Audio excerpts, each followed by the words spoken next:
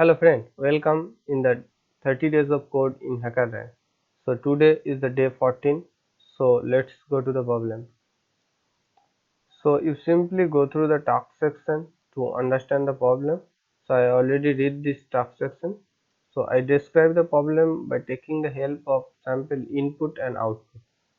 So here is the three present in the first line.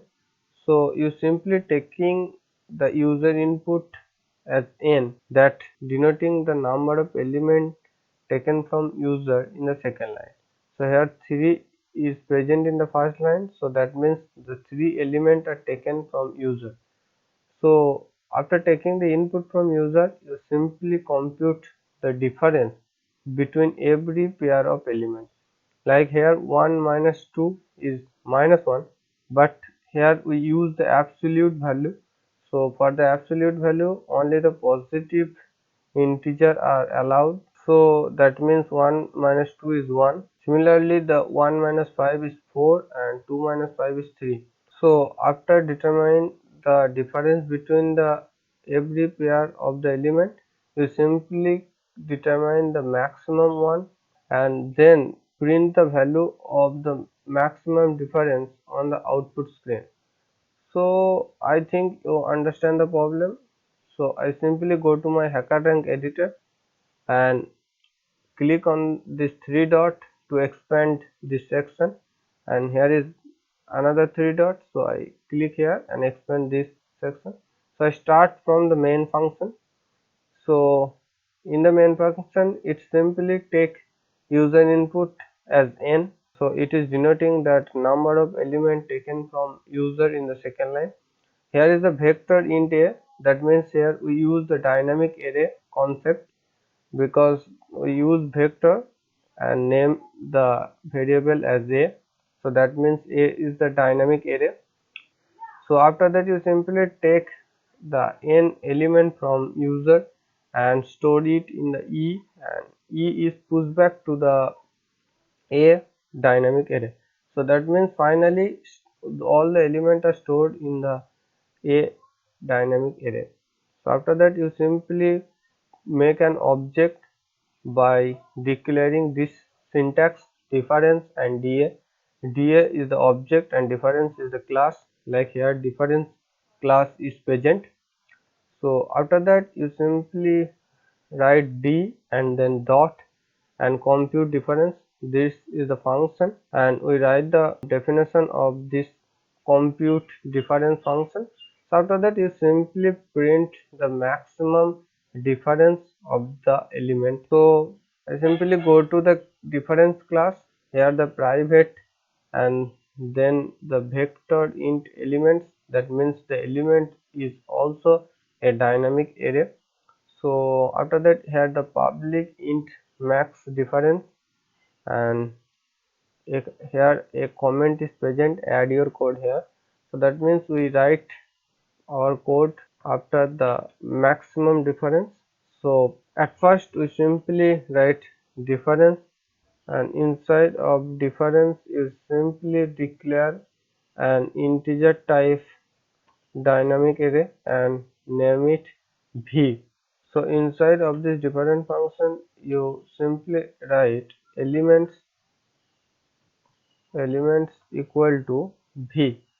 So that means we take value a, passes in inside of the difference function, and then stored it in the element dynamic array.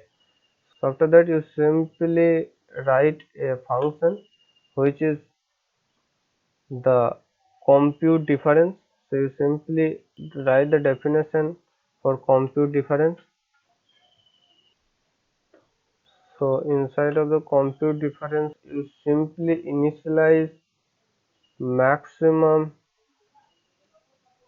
difference equal to 0, and after that you simply make a for loop, and inside of for loop you declare int I, and then I less than the element, and you simply compute the size of the element by write the size function.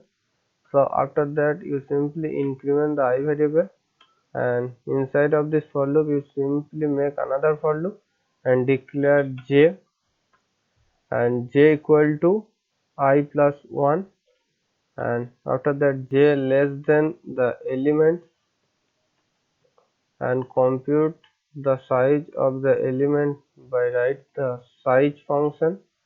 So after that you simply increment the j variable, and inside of this for loop you simply check the absolute value of elements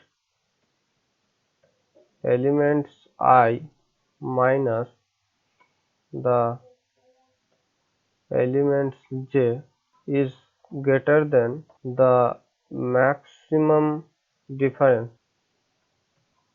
So if the absolute value of the element I minus j is greater than maximum difference, you simply initialize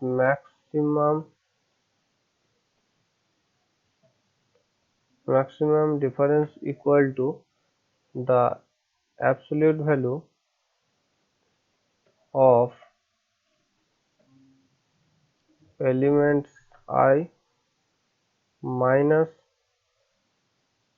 elements j, because we do not want the negative value, so we use the ABS or absolute value. So I think the code is done, so I simply check by clicking the run code button,